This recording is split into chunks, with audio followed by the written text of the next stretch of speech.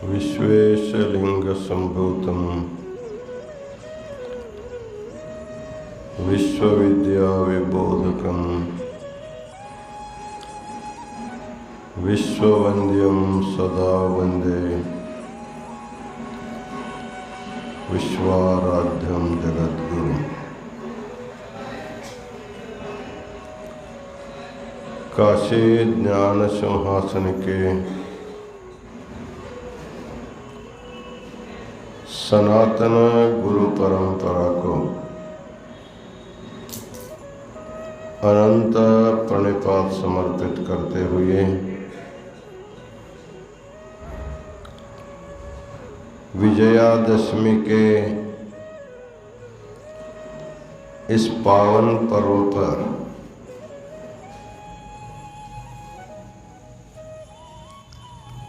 शमी पूजा के इस शुभ अवसर पर आयोजित धर्म सभा में सारे पूजा का वैदिक विधि विधान संपन्न किए हुए वेद पाठशाला के प्राध्यापक पंडित मल्लिकार्जुन शास्त्री जी 9 दिन तक महापीठ के तरफ से उपवास और दुर्गा सप्तशती का पारायण किए हुए वेद पाठशाला के सहाध्यापक शिवमूर्ति हिरेमठ आज के इस धर्म सभा में अपने मनोगत व्यक्त किए हुए एडवोकेट उदयभान सिंह, प्रभु स्वामी अखिलेश देव और मंगलगान प्रस्तुत किए हुए कुमारी श्रावणी चिरंजीवी विश्वनाथ, मठ के प्रबंधकगण, विविध प्रांतों से आए हुए समस्त सद्भक्तगण और माताओं,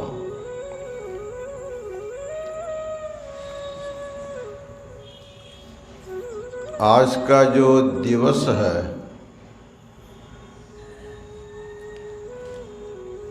हम सबके लिए जीवन में एक महत्वपूर्ण दिन माना जाता है।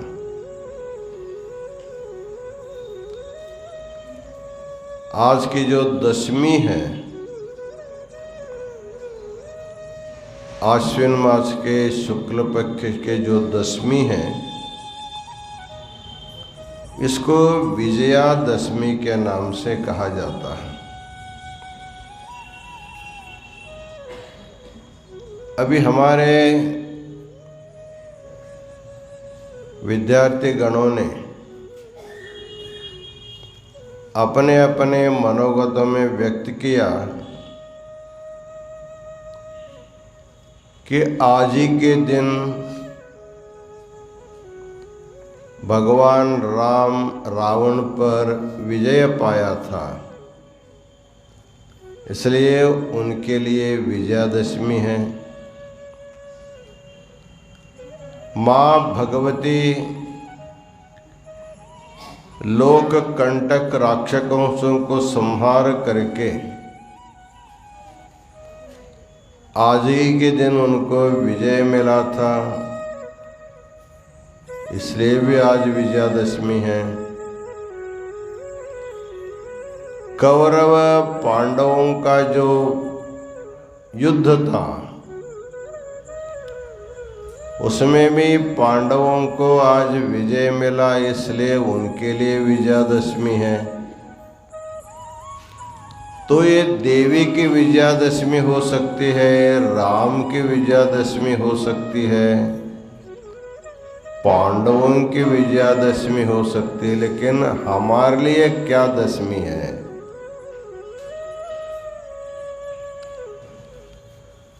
तो हमारे लिए विजयादशमी है, हमारे शरीर में 10 इंद्रियां हैं। उनको कहते हैं 5 ज्ञानेंद्रिय और 5 कर्मेंद्रिय। इस संसार में माया ने 5 विषयों का सर्जन किया। एक एक इंद्रिय के लिए एक एक विषय, शब्द, स्पर्श, रूप, रस और गंध। हम अपने अपने इंद्रियों से शब्द का, स्पर्श का, रूप का, रस का, गंध का प्रत्येक जन्म में अनुभव करते आए हैं। और यदि हमें मुक्ति नहीं मिलेगी, आगे के जन्मों में भी करते रहेंगे। लेकिन भगवान जो है, एक जीवात्मा के लिए इन विषयों का उपभोग करने के लिए एक सीमा देता है। अलग अलग प्राणियों को अलग अलग सीमा है। उसमें मनुष्य के लिए 120 साल का समय दिया। किस लिए दिया? तुम पिछले जन्मों में जिन विषयों का तुमने अनुभव किया, तुम्हें अभी तृप्ति नहीं मिली, इसलिए इस जन्म में कम से कम 20-25 साल के बाद तुम इसका अनुभव करना शुरू करोगे। 80-90 साल तक उसका अनुभव करो। उसके बाद तो तुमके मन में अलम बुद्धि होनी चाहिए। मतलब अलम बुद्धि का मतलब होता है, जैसे आप खाने के लिए बैठे, बहुत भूख लगी है, पकवान बने हैं, परोसने वाले परोसते जाते हैं, आप बड़े आनंद से मांग मांग करके खाते रहते हैं। तो खाने वाला खाता ही नहीं बैठता। जब तक पेट नहीं भरता तब तक वो तो खाता ही है। पेट भरने के बाद वो कहता बस। पहले मांग मांग करके लेता था, अब देने आने के बाद भी बोलता है मुझे नहीं चाहिए। जैसे खा करके मनुष्य तृप्त होकर उसको अलम बुद्धि आ जाती, इसके बाद नहीं। वैसे भगवान ने सभी जीवों को अलग अलग शरीर दे करके, विषय तो वही है, चाहे पशु के जन्म में हो, चाहे पक्षी के जन्म में हो, चाहे मनुष्य के जन्म में हो, वही शब्द स्पर्श रूप रस गंधों को उनको अनुभव करना पड़ता, अलग अलग शरीर के साथ। लेकिन जीवात्मा का जो मन है, हमारा पेट तो भर सकता है लेकिन मन कभी नहीं भरता। खाते खाते पेट भर जाता लेकिन मन भरा नहीं रहता। तो मन क्या कहता है, चोरी से छिपके ले भी सकता है, कल खाएंगे क्या। इसलिए मन जो है विषयों से तृप्त तो होगा नहीं, लेकिन इंद्रियों का निरोध करके उसमें जो प्रवृत्ति उसको निवृत्ति करके जिस दिन वो विजय पा लेगा उसके लिए वो विजयादशमी हो जाती है। रामकृष्ण परमहंस के बारे में हमने सुना है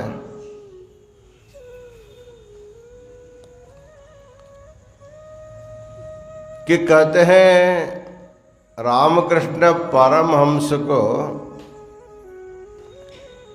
पैसे पर ज्यादा प्रेम था। सब प्रेम करते ही हैं लेकिन उनको थोड़ा ज्यादा था। उनको जब समझ में आया ये पैसा का प्यार, पैसा का जो प्रेम है ये अच्छा नहीं, क्योंकि जिसके ऊपर मैं प्यार करता हूँ, प्रेम करता हूँ, संग्रह करता हूँ, उसको मैं हमारे साथ नहीं ले जा सकता। इसलिए मेरे आसक्ति को कैसे कम करना, कैसे इसको दूर करना।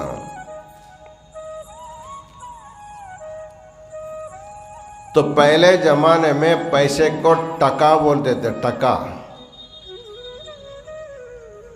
हिंदी में टका बोलते, 1 रुपया को। उन्होंने 1 रुपया हाथ में लिया और एक हाथ में माटी का ढेला लिया।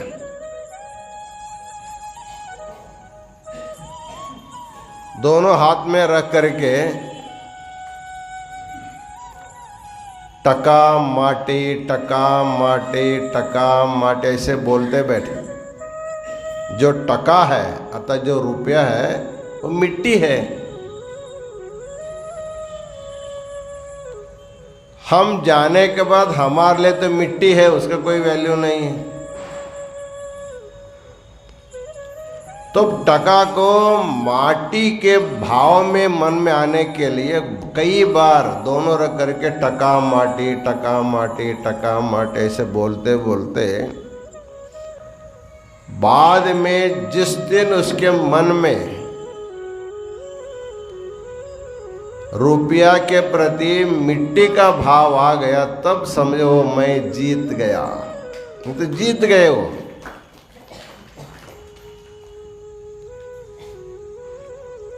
वैसे और किसी संत के बारे में कहते हैं उनको सेब में ज्यादा प्यार था, सेब खाने की उनको ज्यादा इच्छा रहती थी। बिना सेब खाए एक दिन भी नहीं रहता था, रोज उनको सेब चाहिए। कहीं से वे लोग आकर के देते थे। उन्होंने कहा रे मैं सेब का दास बन गया, मुझे तो भगवान का दास बनना चाहिए, मैं सेब का दास बन गया। मेरा मन रोज चाहता उसको खाने के लिए, रोज उसको चाहिए। बिना सेब सामने रख के खाता ही नहीं, तो भोजन नहीं करता। एक दिन उनके मन में दृढ़ भावना हो गई, मेरा मन जिसको खाने के लिए जिद कर रहा है उसको कल मैं नहीं खाऊंगा। सामने सेब रखा, भोजन के लिए बैठा, हाथ बार बार जाता है उसको लेने के लिए, लेकिन वहां तक हाथ नहीं भेजा। भोजन किया, उठ गए, हाँ आज मेरी जीत हो गई।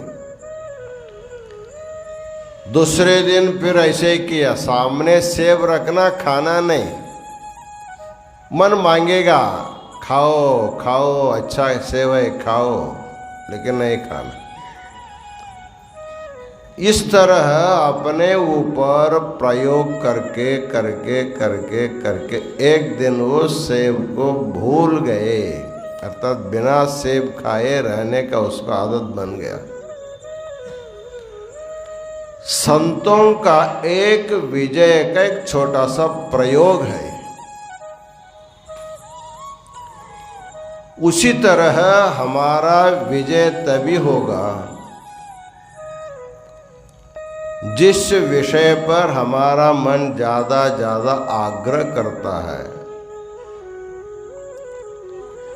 जो शास्त्रों में जिसके लिए निषेध किया गया है, ऐसे निषिद्ध विषयों का मन में जो आग्रह पाने की, उसको बार बार भगवान का आदेश है, इसको नहीं लेना, इसको, क्योंकि निषेध किया गया है। ऐसे भगवान के आदेश को पुनः पुनः स्मरण करते करते आपके मन में जो दृढ़ भावना हो जाते, तब आपका उस दिन विजय होता है।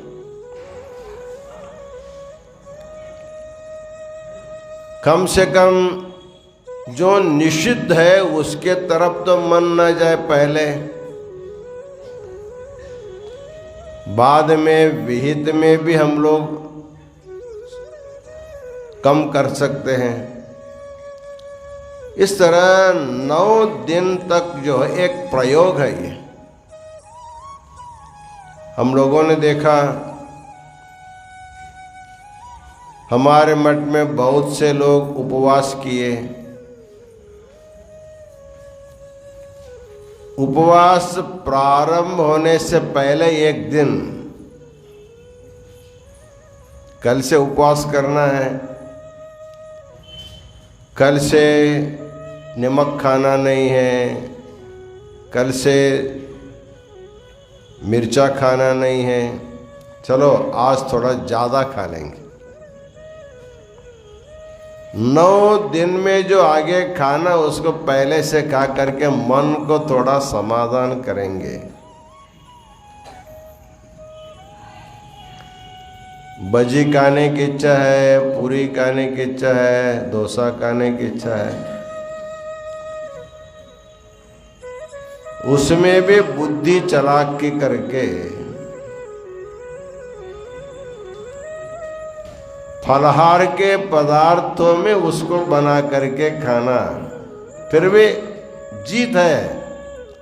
जो नैसर्गिक खाते उसको तो रोका, 5 दिन 9 दिन तक तो रोका, मन खाना चाहता फिर भी नहीं खिलाया। ये तो अभ्यास है। कुछ लोग तो कड़क उपवास किए, हमने सुना शिवमूर्ति ने बहुत कड़क उपवास किया, क्या किया मालूम नहीं है। तो एक अपने ऊपर प्रयोग करने के लिए 9 दिन का एक अवकाश है। देवी के नाम से मिर्चा नमक नहीं खाना, 9 दिन तक बिल्कुल उसको नहीं खाया तो भी आपका विजय है 9 दिन का। 9 दिन के बाद ज़्यादा खाएंगे तो फिर जितना विजय हुआ था वो फिर हार जाते हैं। इसलिए मनुष्य को एक बार विजय पाने के बाद फिर उसमें हारना नहीं चाहिए।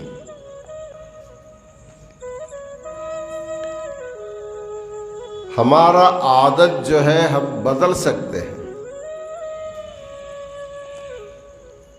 हम जन्म लेते ही मिर्चा और नमक तो खाए नहीं, पता ही नहीं था हम लोगों को।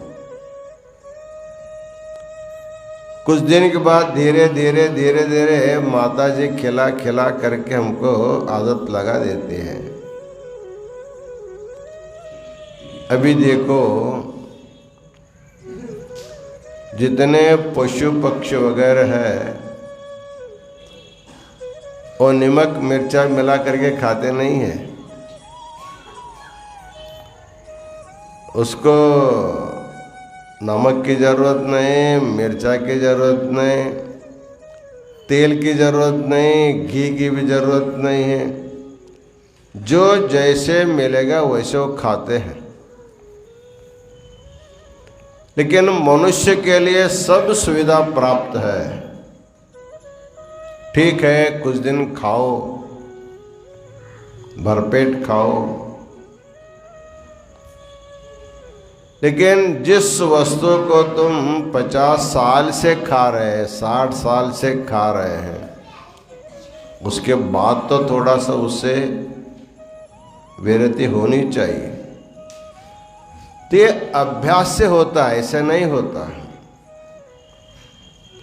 मन को किसी विषय से निवृत्त करने के लिए थोड़ा अभ्यास करना पड़ता है।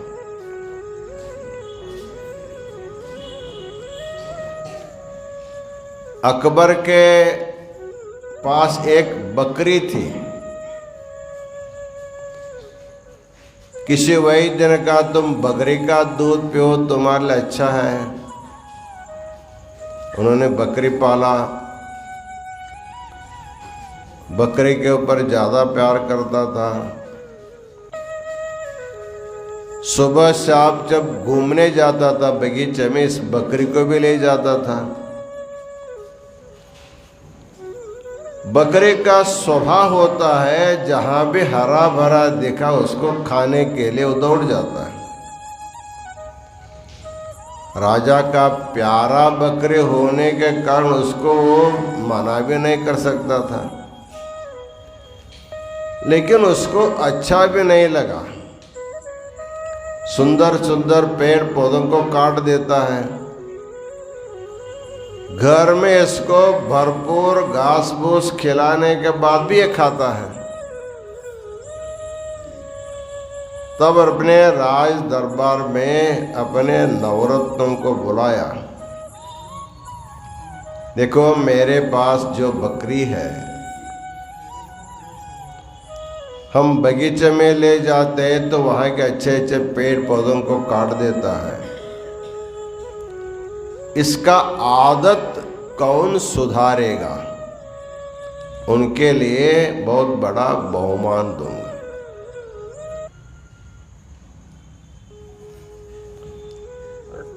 उनके आस्तर में एक बीरबल था।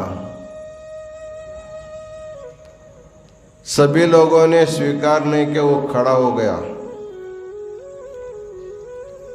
महाराज जी, मैं इसका आदत छुड़ा सकता, क्या चाहिए तुमको? कह कि रोज 1000 रुपए दीजिए और 1 मास का समय दीजिए।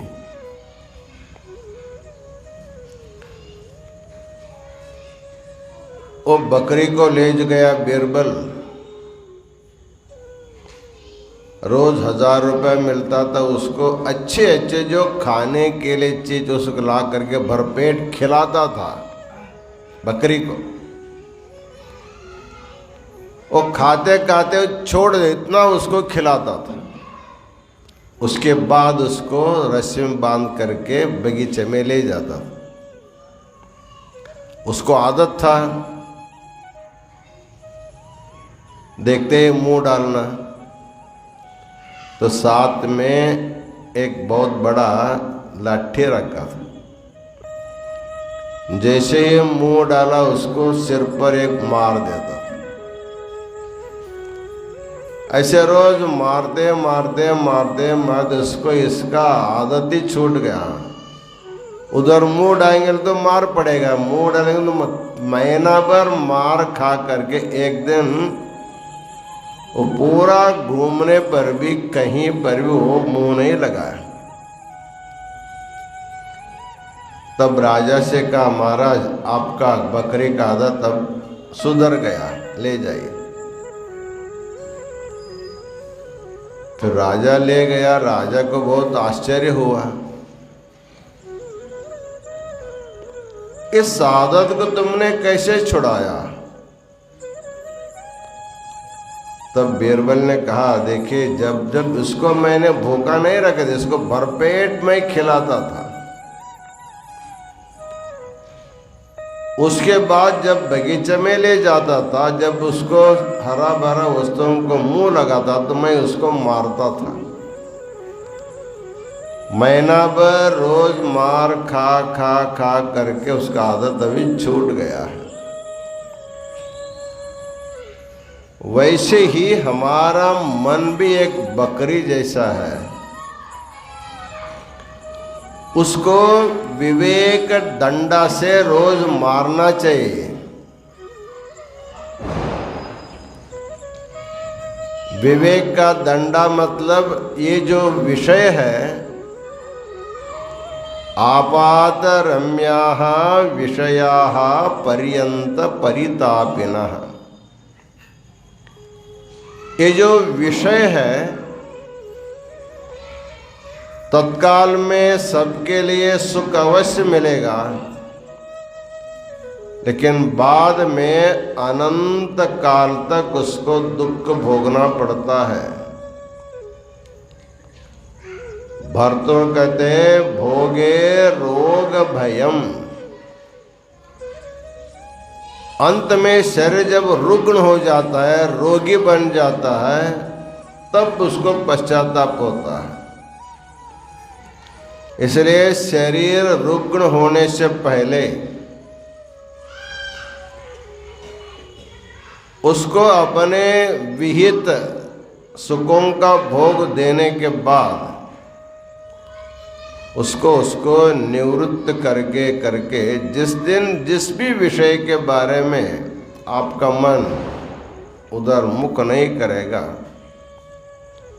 उस दिन आपके लिए विजया का दशमी आपका हो जाता है। ये मनुष्य को जीवन भर ऐसे अभ्यास करना चाहिए। एक जन्म में नहीं हुआ, अगले जन्म ऐसे कितने जन्म चले गए।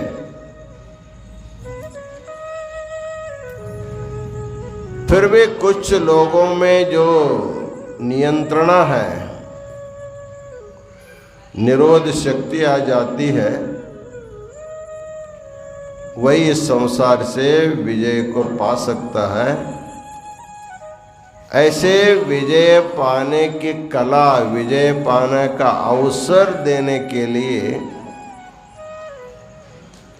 ये त्योहार हम लोग मनाते आए हैं। तो आज पवित्र पर्व काल में आप सब लोगों ने, हमारे विद्यार्थियों ने पूजा पाठ में भाग लिया, दुर्गा सप्तशती का पारायण किया, नव दुर्गाओं का दर्शन करके आए। तो आज उसका समापन समारंभ है विजयादशमी का। तो हम लोग शमी के पूजन किए। हमारे विद्यार्थी बता रहे थे शमी जो है हम उसको सुवर्ण मानते हैं, शमी को सुवर्ण। शमी जो है एक संकेत है, एक पौधे का, एक पेड़ का संकेत है। वो वनस्पतियों में भगवान ने इतना बड़ा शक्ति दिया है, सभी जीवों को जगाने का सामर्थ्य वनस्पतियों में ही है।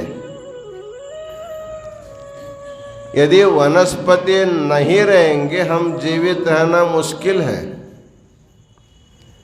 क्योंकि मनुष्य को जीने के लिए पहले क्या चाहिए? ऑक्सीजन चाहिए, शुद्ध हवा चाहिए। उसके बाद दूसरा नंबर में पानी,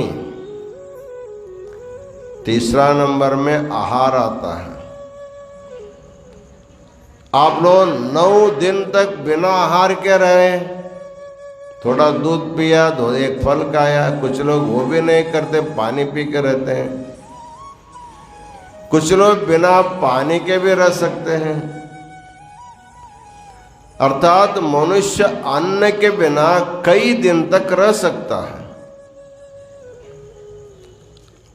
पानी के बिना भी कुछ दिन तक रह सकता है,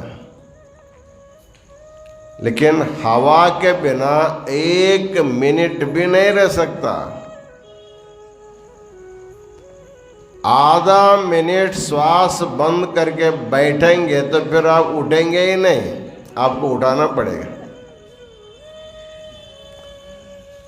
मतलब प्रत्येक जीव को जीने के लिए जो हवा चाहिए, हवा देने वाले तो वनस्पति है। उसका एक एक पत्ता सोने से भी बढ़कर है। सोना का कोई मूल्य नहीं, वो न खाने आता है, न सूंघने आता है, न कुछ भी कर, केवल देखने के लिए आता है सोना। उससे कोई फायदा नहीं है, केवल अभिमान होता मेरे पास इतना सोना है। सोना के बिना जिंदगी चल सकती, लेकिन हवा के बिना जिंदगी नहीं चल सकती। इसलिए शमी वृक्ष एक संकेत है हमारे प्रकृति में, इस भूमि पर जितने भी वनस्पति है वो सोने के ही झाड़ है, सुवर्ण वृक्ष है वो। इतना ये सोने से भी बढ़कर है। सोना हमको जीवन दान नहीं देता, वनस्पति हमको जीवन दान देता। इसलिए आज के दिन उस वृक्ष की हम पूजा करते, मान करते, सम्मान करते हैं, एक दूसरे को उसका पत्ता बांटते हैं। तुमको जिंदा रहना है तो इसी के कारण तुम जिंदा रह सकते हो, इसलिए इसको सोना मानो। अर्थात तुम अपने परिसर में ऐसे झाड़ों को, वृक्षों को बढ़ाओ, तभी तुम श्रीमंत हो जाओगे। इस प्रकार प्राकृतिक सुरक्षा के संकेत के लिए हमारे देशों में त्योहार के रूप में वृक्षों की पूजा के लिए बताया। शमी वृक्ष देवता का वृक्ष मानते हैं, लेकिन हमारे दृष्टि से सभी वृक्ष देवता के बराबर है। इसलिए जैसे मातृदेवो भव कहा है, वैसे वृक्ष देवो भव ये भी कहा गया। हम तो कई सभाओं में बताया, आप मंदिर में भगवान की पूजा के लिए जाते हैं तो मंदिर का जो भगवान है वो गंगा जल ही मांगता है। अभी रामेश्वर में जो भगवान है, रामेश्वर, उनको रोज गंगा जल से अभिषेक होता है, एक दिन भी नहीं छूटता है। लाखों लाखों लोग आकर के गंगा जल से अभिषेक करते हैं। सभी देवों को गंगा जल नहीं भी मिलता है, शुद्ध जल से तो चला उनको नहलाते हैं। कुएं का, नल का शुद्ध पानी लेकर के उनको आप पहले खुद नहाते हैं। आप जो पवित्र हो करके शुद्ध जल ले करके भगवान को अर्पण करते, तब भगवान आपके ऊपर आशीर्वाद करता है। लेकिन वृक्ष रूपी जो देव है वो तुमसे गंगा जल नहीं मांगता। तुम स्नान करके पवित्र हो करके पानी देने को भी नहीं कहता है। अरे तुम जो स्नान करते वो स्नान का पानी मुझे छोड़ दो, मैं तुमको जीवित रखता हूं। मंदिर का भगवान शुद्ध जल मांगता है, लेकिन आपका जो वृक्ष देव है शुद्ध नहीं, अत्यंत अशुद्ध अपवित्र पानी भी दे दो, मैं तुमको शुद्ध हवा देता हूं। इसलिए मंदिर के भगवान की अपेक्षा वृक्ष भगवान सबसे श्रेष्ठ माना जाता है। इसलिए हमारे संस्कृति में वृक्ष के प्रति महर्षि व्यास ने यहाँ तक कहा है, दश पुत्र समो द्रुमः। गृहस्थों के लिए संतान आवश्यक है, किसी किसी को संतान नहीं होता, फिर क्या करेंगे? अरे संतान नहीं होते तो चिंता मत करो, तुम अपने घर के आमने सामने कहीं जगह होते एक वृक्ष लगाओ। एक वृक्ष लगाओगे, तुमको 10 पुत्रों का जन्म देने का तुमको फल मिलेगा। तुम्हारा जो पुत्र होगा कितने लोगों को मारता है मालूम नहीं है, तुमको ही मार सकता है, लेकिन वृक्ष रूपी जो संतान होगा किसी को मारता नहीं। विज्ञानी लोग कहते हैं एक वृक्ष एक दिन में 200 लोगों को जीवित रखता है, अर्थात 200 लोगों के लिए जितना ऑक्सीजन चाहिए उतना वो निर्माण करता है। इसलिए वृक्ष का मूल्यमापन कभी नहीं हो सकता। एक आदमी को प्रतिदिन कम से कम 8 सिलेंडर ऑक्सीजन चाहिए। एक सिलेंडर के लिए कितना कीमत है? 400-500 जो भी होगा, तो 8 सिलेंडर के लिए कितना होगा? कम से कम 3-4 हजार रुपये होंगे। आपको एक दिन जीवित रहने के लिए 3-4 हजार रुपये का ऑक्सीजन चाहिए। तुमको तनख्वाह ही 3,000 महीना में मिलता है। यदि जैसे पानी खरीद करके पीते हैं, वैसे आपको यदि ऑक्सीजन खरीद करके श्वासोच्छ्वास करने का प्रसंग आ जाए तो कितने लोग जीवित रह सकते हैं? एक वृक्ष को कुछ नहीं करना, लगाओ, स्नान का पानी छोड़ो, घर वालों के ने अगल बगल वालों को भी जिंदा रखता है। तो ये एक वृक्ष का मूल्य मापन नहीं कर सकते, सोना से भी नहीं कर सकते, हीरे जवाहरातों से भी नहीं कर सकते। इससे महंगे रत्नों से भी महंगा हमारा वृक्ष होता है। इस तत्व सिद्धांत को मनुष्य समाज को समझाने के लिए आश्रमी वृक्ष के एक एक पत्ते को सोना सोना सोना करके हाथ में देते हैं, लेते लेते देते हैं। इसका अर्थ यह है सोने से भी कीमती है।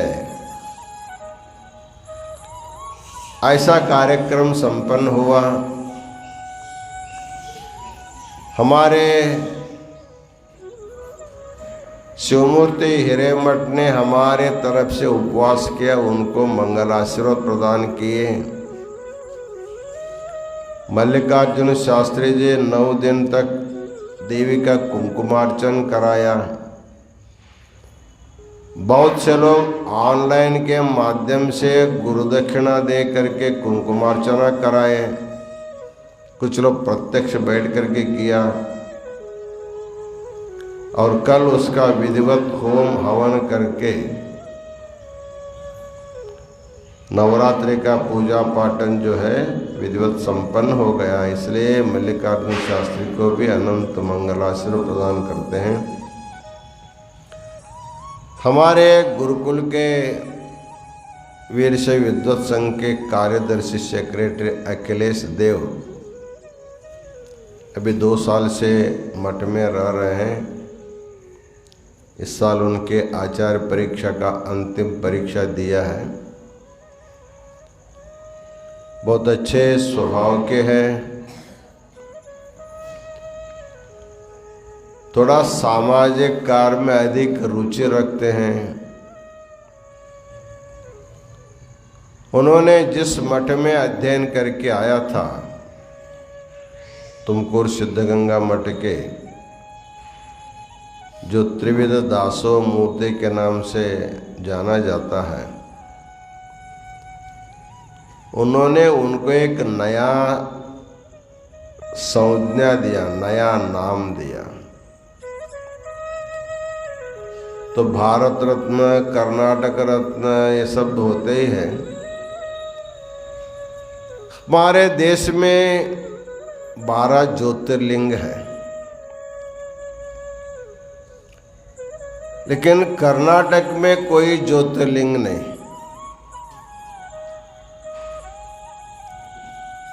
अन्य अन्य प्रांतों में है। सौराष्ट्रे सोमनाथंच, श्रीशैले मल्लिकार्जुनम, उज्जैन्यां महाकालम, ओंकारम अमलेश्वरम, परल्यां वैद्यनाथंच, डाकिन्यां भीमशंकरम, सेतुबंधे तो रामेशम, नागेशम द्वारकावने, वाराणस्यांत विश्वेशम, त्र्यंबकम गौतमी तटे, हिमालये तो केदारम, गुजरेशम शिवालये। हो गया, उसमें कर्नाटक का नाम ही नहीं आया। कर्नाटक में एक भी ज्योतिर्लिंग नहीं है,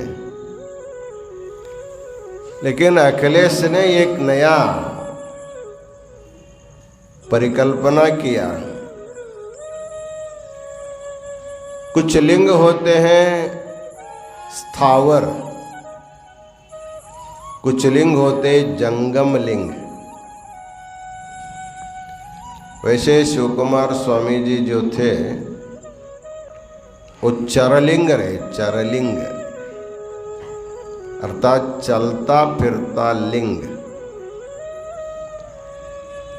वैसे जंगमों को चरलिंग जो कहा जाता है,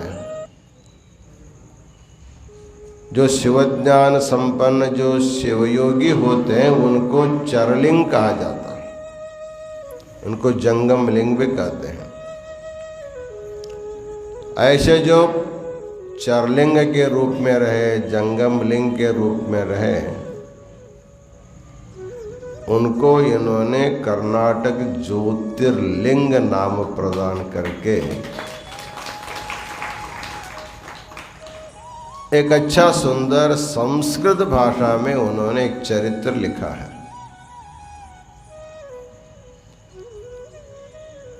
उनका ये प्रयत्न जो है बहुत ही प्रशंसनीय प्रयत्न है। संस्कृत भाषा में लिखना, बोलना अभ्यास नहीं होने के कारण सब लोग नहीं कर सकते हैं। अभ्यास रहेगा तो सभी भाषा में, सभी इसमें लिख सकते हैं, बोल सकते हैं।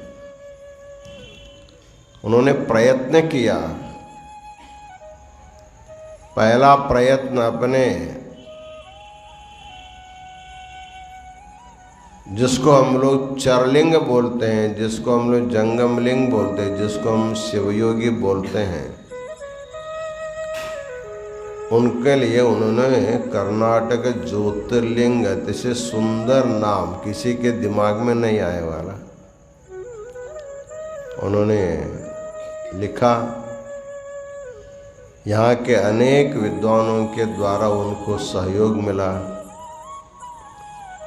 उनकी भाषा को सुधरने में, सुंदर करने में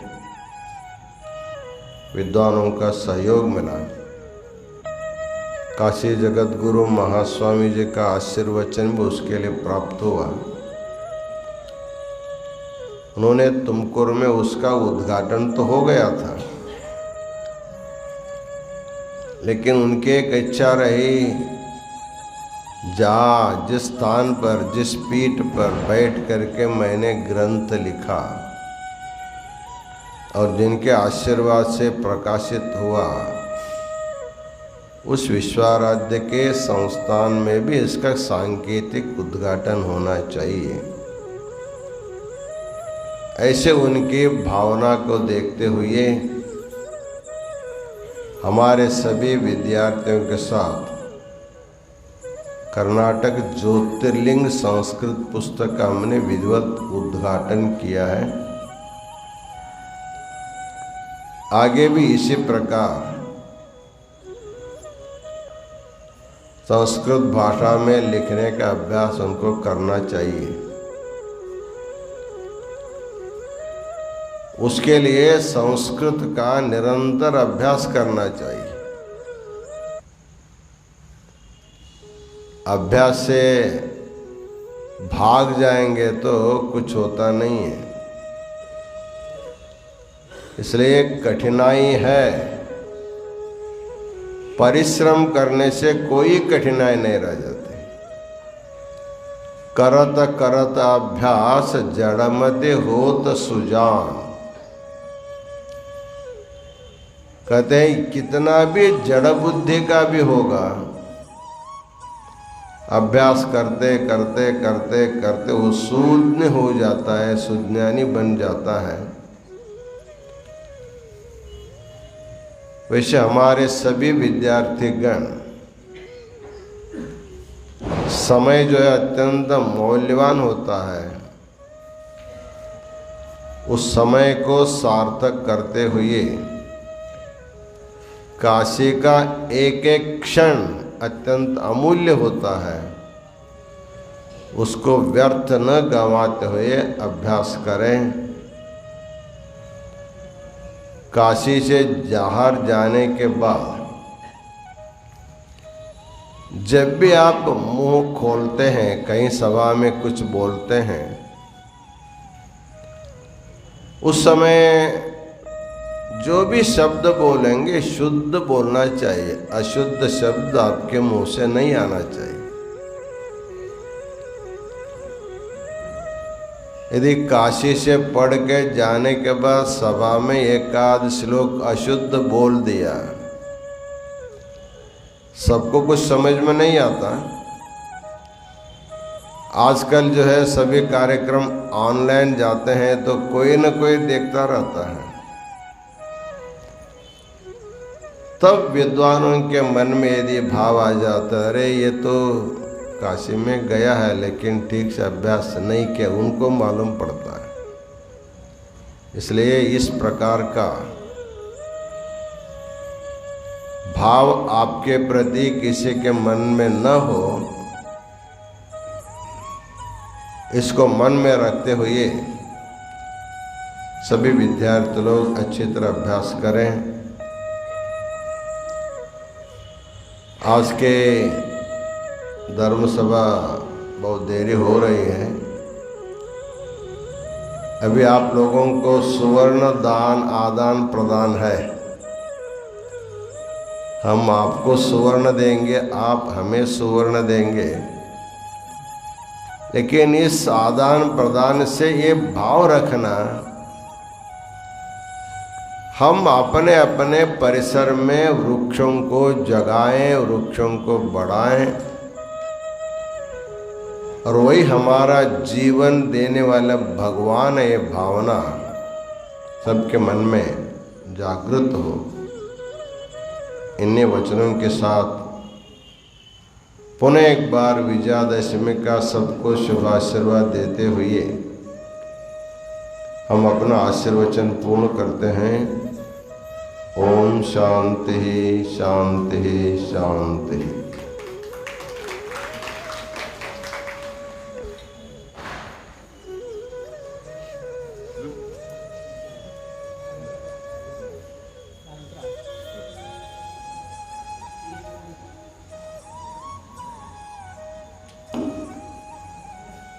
स्वामी जी के पवित्र चरणारविंदों में और एक बार तेरे दंड प्रणाम करते हैं।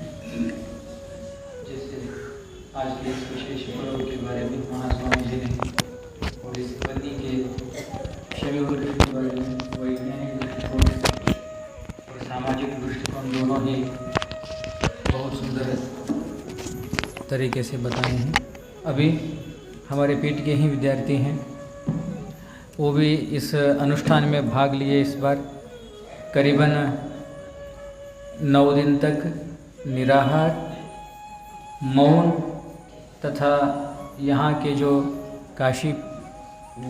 काशीवासी जो नवदुर्गे हैं उनका दर्शन तथा सप्तशती पारायण प्रतिदिन एक व्रत अर्थात 9 दिन में 9 बार पारायण किए हैं। ऐसे हमारे पीठ के ही विद्यार्थी हैं श्री बसಯ್ಯ देवरू दावणगेरा हेब्बाड़, यहाँ के रुद्राक्ष मठ के शिष्य है, उनको महास्वामी जी का आशीर्वाद प्राप्त हो रहा है। जोरदार तालियों से हम लोग उनका अभिनंदन करेंगे। अभी आरती होगा, आरती में सभी भाग लेंगे, उसके बाद बन्नी का आदान प्रदान होगा।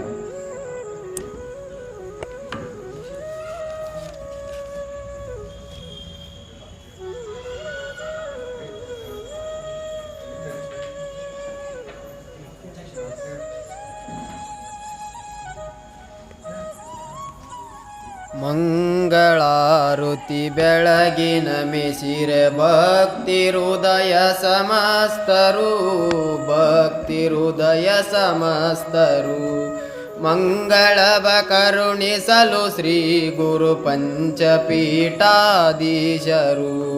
ಮಂಗಳಾರುತಿ ಬೆಳಗಿನ ಮಿಸಿರೆ ಭಕ್ತಿ ಹೃದಯ ಸಮಸ್ತರು, ಭಕ್ತಿ ಹೃದಯ ಸಮಸ್ತರು ಪೂಜ್ಯ ರೇಣುಕದಾರು ಕಾರ್ಯರು ಏಕೋ ರಾಮಾರಾಧ್ಯರು ಪರಮ ವಿಶ್ವರಾಜ್ಯ ಪಂಡಿತ ರಾಜ್ಯ ಶ್ರೀ ಜಗದ್ಗುರು।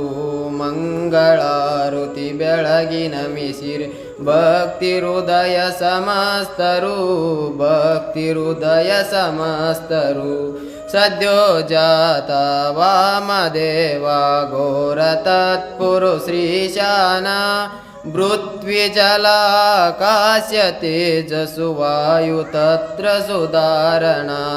ಮಂಗಳಾರುತಿ ಬೆಳಗಿನ ಮಿಸಿರೆ ಭಕ್ತಿ ಹೃದಯ ಸಮಸ್ತರು, ಭಕ್ತಿ ಹೃದಯ ಸಮಸ್ತರು ಅರಿವು ಅರಳಲು ಗುರುವು ಧರಿಸಲು ಗುರುವೇ ಕಾರಣ ದರೆಯೊಳು।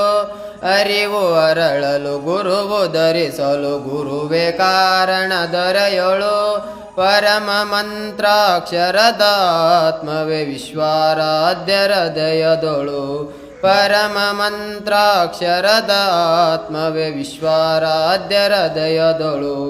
ಮಂಗಳಾರುತಿ ಬೆಳಗಿನ ಮಿಸಿರೆ ಭಕ್ತಿ ಹೃದಯ ಸಮಸ್ತರು, ಭಕ್ತಿ ಹೃದಯ ಸಮಸ್ತರು, ಭಕ್ತಿ ಹೃದಯ ಸಮಸ್ತರು ಕರ್ಪೂರ ಗೌರಂ ಕರುಣಾವತಾರಂ ಸಂಸಾರ ಸಾರಂ ಭುಜಗೇಂದ್ರಹಾರಂ ಭುಜಗೇಂದ್ರಹಾರಂ ಸದಾ ವಸಂತಂ ಹೃದಯಾರವಿಂದೇ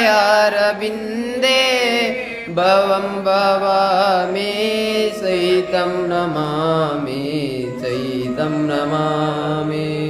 ಸಾನಂದಮಾನಂದದವನೇ ವಸಂತಂ ಆನಂದಕಂದಂ ಹತಪಾಪರುಂದಂ ಹತಪಾಪರುಂದಂ ವಾರಾಣಸೀನಾಥಮನಾಥನಾಥಂ ಶ್ರೀ ವಿಶ್ವನಾಥಂ ಶರಣಂ ಪ್ರಪದ್ಯೆ ಶರಣಂ ಪ್ರಪದ್ಯೆ ಪ್ರಪದ್ಯೆ। ವಿಶ್ವೇಶಲಿಂಗಸಂಭೂತಂ ವಿಶ್ವವಿದ್ಯಾವಿಬೋಧಕಂ ವಿಶ್ವವಂದ್ಯಂ ಸದಾ ವಂದೇ ವಿಶ್ವಾರಾಧ್ಯಂ ಜಗದ್ಗುರು। जय नमः पार्वती पतये शिव हर हर महादेव। श्रीमद् जगद्गुरु पंचाचार्य महाराज की जय। श्रीमद् जगद्गुरु विश्वाराध्य शिवाचार्य महाराज की जय। श्रीमद् जगद्गुरु विश्वेश्वर शिवाचार्य महाराज की जय। श्री श्री 1008 जगद्गुरु डॉक्टर चंद्रशेखर शिवाचार्य महाराज की जय। श्री श्री 1008 जगद्गुरु डॉक्टर मल्लिकार्जुन विश्वाराध्य शिवाचार्य महाराज की जय।